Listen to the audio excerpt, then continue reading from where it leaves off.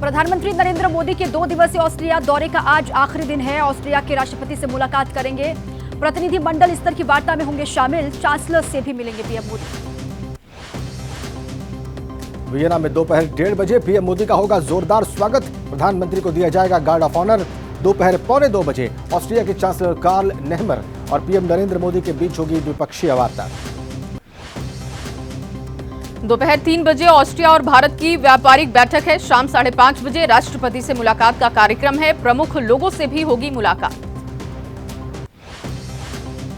कार्यक्रम के आखिर में भारतीय समुदाय के लोगों को संबोधित करेंगे पीएम मोदी। रात 10:25 पर होगा पीएम मोदी का संबोधन। रात 11:30 बजे भारत के लिए होंगे रवाना।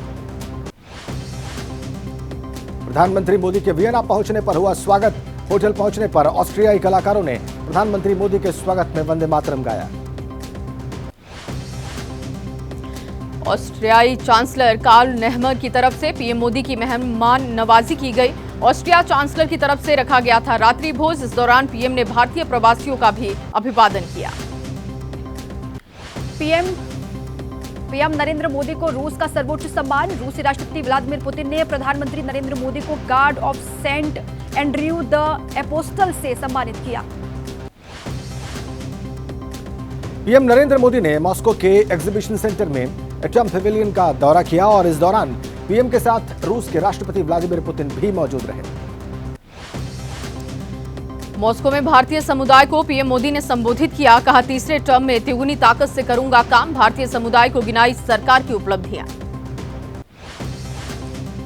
मॉस्को के मेमोरियल पहुंचे पीएम नरेंद्र मोदी। पीएम मोदी ने शहीदों को श्रद्धांजलि दी। दूसरे विश्व युद्ध के शहीद जवानों को प्रधानमंत्री ने नमन किया।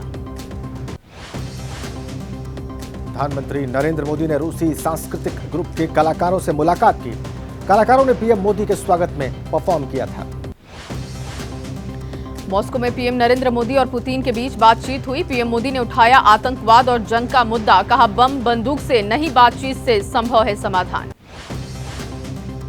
जम्मू कश्मीर में आतंकियों से मुठभेड़ जारी। सुरक्षा बलों ने डोडा के पहाड़ी और जंगल से घिरे इलाके में आतंकियों को घेरा। रुक रुक कर जारी है दोनों ओर से गोलीबारी। कठुआ पहुंची एनआईए टीम आतंकी हमले की जांच में जुटी। घटनास्थल का दौरा किया। आतंकियों के हमले में 5 जवान शहीद हुए थे। जम्मू में कठुआ जिले के बिलावर में सर्च ऑपरेशन जारी है। डीजीपी आरआर स्वेन ने जम्मू के एडीजी के साथ किया घटनास्थल का दौरा। जिले के पुलिस अधिकारियों के साथ अहम मीटिंग भी की। कठुआ के बिलावर उप जिले में आतंकियों ने किया था हमला। बरनूड इलाके में सेना के वाहनों को निशाना बनाया गया था। कायराना हमले में 5 जवान शहीद हुए। कठुआ आतंकी हमले में उत्तराखंड के 5 सपूत शहीद।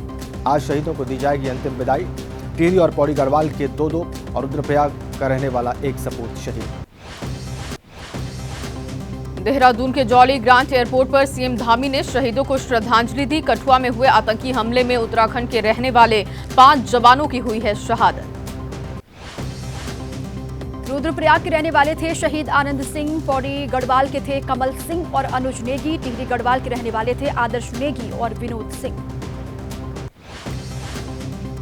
रुद्रप्रयाग के कांडा भरदार के रहने वाले थे शहीद आनंद सिंह रावत। शहादत की सूचना मिलते ही घर पर लगा ग्रामीणों और आसपास के लोगों का जमावड़ा। घर का माहौल गमगीन। टिहरी जिले के थाती गांव के आदर्श नेगी भी शहीद हुए। सूचना मिलते ही गांव में छा गई शोक की लहर। 26 साल की उम्र में देश के लिए जान न्यौछावर की। सूत्रों के मुताबिक पाकिस्तान ने कराई है पीओके की रावलकोट जेल ब्रेक। 20 आतंकी हुए थे फरार, जिनमें गाजी शहजाद अहमद भी फरार हुआ। शहजाद के भी भारत में घुसने की आशंका है। 14 से 15 अगस्त से पहले बड़े हमले की तैयारी में आतंकी। सूत्रों के मुताबिक पाकिस्तानी जेल से भागे आतंकियों में से करीब 6 आतंकी भारत में घुसे। 3 बड़ी जगहों पर हमले की है प्लानिंग। आतंकी हमले की कांग्रेस ने भी निंदा की। शहीदों को नमन किया। कांग्रेस नेता दीपेंद्र हुड्डा ने कहा, सरकार गंभीरता से ले और आतंकियों को उन्हीं की भाषा में जवाब दे। कठुआ आतंकी हमले पर आरजेडी नेता मनोज झा ने कहा, बड़ी बातें हो रही थी। धारा 370 हटाए जाने के बाद हालात सामान्य होंगे। क्या ये सामान्य हालात के लक्षण हैं? लोकसभा चुनाव के बाद फिर आमने सामने एनडीए और इंडिया। आज 7 राज्यों की 13 सीटों पर विधानसभा उपचुनाव। 13 जुलाई को होगी वोटों की गिनती। सुबह 7 बजे से शाम 6 बजे तक डाले जाएंगे वोट। उपचुनाव में पश्चिम बंगाल की 4, हिमाचल प्रदेश की 3, उत्तराखंड की 2, पंजाब, मध्य प्रदेश, तमिलनाडु और बिहार में एक सीट पर डाले जा रहे हैं वोट। विधानसभा के लिए हो रहे उपचुनाव में बिहार की रुपौली सीट पर कांटे की टक्कर। आरजेडी से लोकसभा चुनाव हार चुकी बीमा भारती का मुकाबला जेडीयू के कलाधर मंडल से है। मध्य प्रदेश के अमरवाड़ा में बीजेपी प्रत्याशी कमलेश शाह और कांग्रेस प्रत्याशी धीरेन्द्र शाह के बीच चुनावी जंग। गोंडवाना गणतंत्र पार्टी बढ़ा सकती है मुश्किल।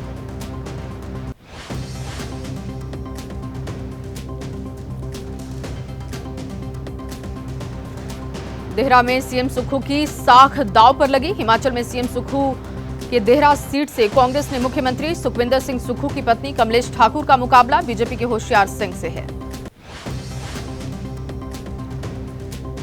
महाराष्ट्र विधानसभा चुनाव से पहले सिद्धिविनायक के दरबार में पहुंचा अजित पवार का दल। मंत्रियों और विधायकों के साथ अजित पवार ने आशीर्वाद लिया।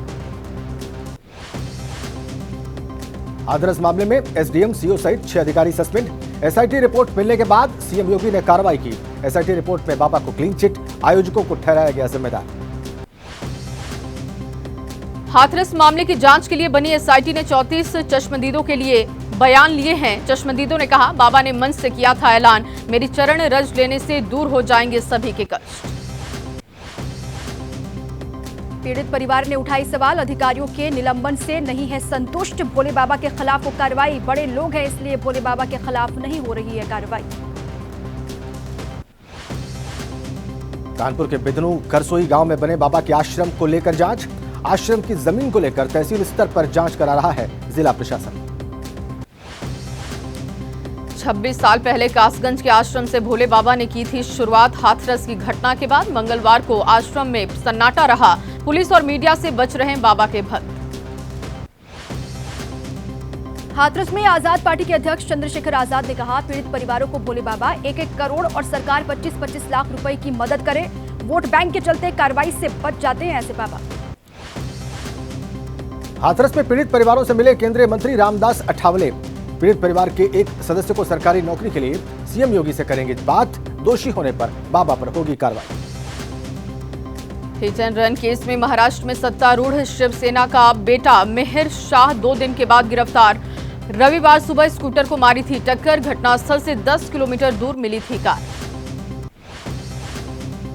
एनसीपी एसपी नेता अनिल देशमुख का आरोप, 2 दिन के बाद आरोपी को गिरफ्तार करने की वजह से नेगेटिव आएगी। शराब पीने की रिपोर्ट, कहा क्या ये सब उसे बचाने के लिए किया गया। कांग्रेस नेता वर्षा गायकवाड़ ने पीड़ित परिवार से मुलाकात की। कहा, यह पहला केस है जिसमें सीसीटीवी फुटेज नहीं मिल रहा। किसको बचाने के लिए सब हो रहा है। शिवसेना यूबीटी नेता आदित्य ठाकरे ने कहा, 60 घंटे बीत जाने के बाद क्यों हुई गिरफ्तारी। ये हिट एंड रन केस नहीं बल्कि हत्या का मामला है। Worli hit and run case में कार्रवाई, जुहू का बार आबकारी विभाग ने सील कर दिया है। यहीं पर आया था घटना का मुख्य आरोपी मिहिर शाह। नीट यूजी परीक्षा के मुद्दे पर एनएसयूआई का चंडीगढ़ में प्रदर्शन। राजभवन की तरफ मार्च करने वाले प्रदर्शनकारियों को पुलिस ने रोका। शिक्षा मंत्री के इस्तीफे की मांग की। रायबरेली में शहीद अंशुमान सिंह के माता पिता से राहुल गांधी ने मुलाकात की। शहीद अंशुमान की मां राहुल से बोली, बंद हो अग्निवीर योजना। कांग्रेस नेता राहुल गांधी के मणिपुर दौरे पर नहीं थम रही है सियासत। बीजेपी की शाजिया इल्मी बोली, बंगाल में हिंसा पीड़ित महिलाओं से क्यों नहीं मिलते हैं राहुल गांधी। पीएम मोदी को मणिपुर जाने की सलाह देने पर भड़की बीजेपी। कहा, दूसरों को सलाह देने की जगह कुछ दिन तमिलनाडु में राहुल को बिताने चाहिए जहां दलित लगातार मर रहे हैं। केरल पहुंचे जेपी नड्डा ने कांग्रेस को बताया परजीवी। बोले, कांग्रेस बैसाखियों पर चलने वाली पार्टी। बीजेपी की मीटिंग में शामिल होने केरल पहुंचे थे नड्डा। नीतीश कुमार के करीबी पूर्व आईएएस अधिकारी मनीष वर्मा की राजनीति में एंट्री। पार्टी के कार्यकारी अध्यक्ष संजय झा ने दिलाई जेडीयू की सदस्यता। मिल सकती है बड़ी जिम्मेदारी। हरियाणा के पूर्व सीएम और कांग्रेस नेता भूपेंद्र हुड्डा का नायब सिंह सरकार पर वार। बोले, प्रदेश के सारे काम दिल्ली से किए जा रहे हैं। हरियाणा में चल रही है गुरु चेले की सरकार। कन्नौज से बीजेपी के पूर्व सांसद सुब्रत पाठक पर बीजेपी महिला मोर्चा की जिलाध्यक्ष नेहा त्रिपाठी ने गंभीर आरोप लगाए। बोली, शारीरिक आर्थिक शोषण करते आ रहे हैं सुब्रत। कर्नाटक से बीजेपी सांसद रमेश जिगार्जिनागी ने अपनी ही पार्टी पर लगाए गंभीर आरोप। कहा, दलित विरोधी है बीजेपी, मोदी कैबिनेट में जगह नहीं मिलने से नाराज चल रहे हैं सांसद। उपराष्ट्रपति जगदीप धनखड़ कल महाराष्ट्र के दोनों सदनों को करेंगे संबोधित। लोकतांत्रिक मूल्यों और नैतिकता को बढ़ाने पर रखेंगे अपने विचार। राजस्थान विधानसभा में डिप्टी सीएम दिया कुमारी वित्त मंत्री के तौर पर आज पेश करेंगी बजट। बोली, सभी वर्गों को ध्यान में रखकर बजट बनाया गया। राजस्थान में बजट सत्र के दौरान हंगामे के पूरे आसार। सदन में नेता प्रतिपक्ष टीकाराम बोले, पिछले बजट का 1% हिस्सा भी खर्च अभी तक नहीं कर पाई है सरकार। आज देश के कई हिस्सों में बहुत भारी बारिश की चेतावनी। पूर्वी मध्य प्रदेश में अगले 2 दिन भारी, असम और मेघालय में भी आज और कल भारी बारिश का अलर्ट। उप हिमालय, पश्चिम बंगाल और सिक्किम में बरस सकती है आफत की बारिश। अगले 2 दिन अलग अलग स्थानों पर भारी बारिश से होने की संभावना है। अलर्ट पर आपदा प्रबंधन टीमें। असम में बाढ़ की वजह से 7 और लोगों की मौत। बाढ़ से मरने वाले लोगों की संख्या बढ़कर 79 हो गई है। बाढ़ की वजह से असम के कई जिले प्रभावित हैं। सुरक्षा के लिहाज से कई गांव खाली करवा लिए गए। बिहार के लिए भी मौसम विभाग ने जारी किया अलर्ट। अगले 2 दिनों तक बहुत भारी बारिश की आशंका। पूर्वी उत्तर प्रदेश में अगले 48 घंटे सावधान रहने की जरूरत। बहुत भारी बारिश की चेतावनी जारी। आज लखीमपुर खीरी दौरे पर रहेंगे यूपी के सीएम योगी आदित्यनाथ। शारदा बैराज पर जाकर बाढ़ की स्थिति का जायजा लेंगे। बाढ़ प्रभावितों से बातचीत भी करेंगे सीएम।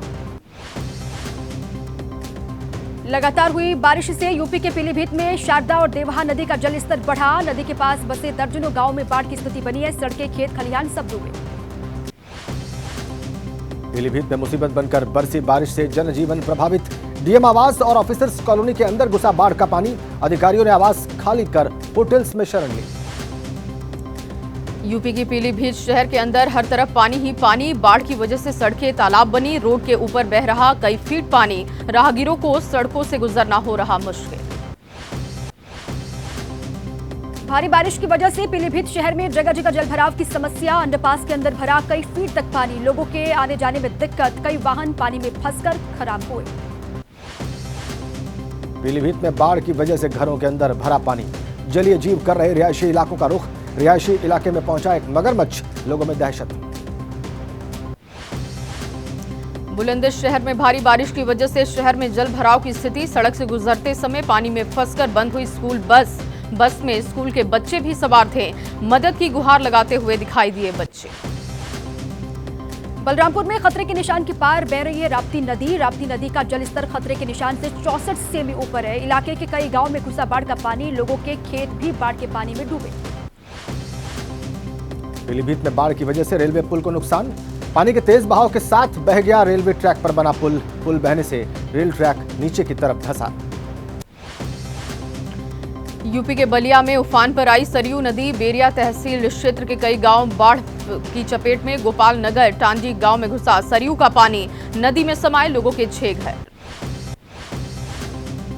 बलिया में सरयू का जल स्तर बढ़ने से नदी किनारे पर बसे लोगों की बढ़ी मुश्किल। कई लोगों ने अपने पक्के मकान तोड़कर ईंटें निकाली। ट्रैक्टर ट्रॉली में ईंटें भरकर सुरक्षित जगह पर लोग शिफ्ट हो रहे हैं।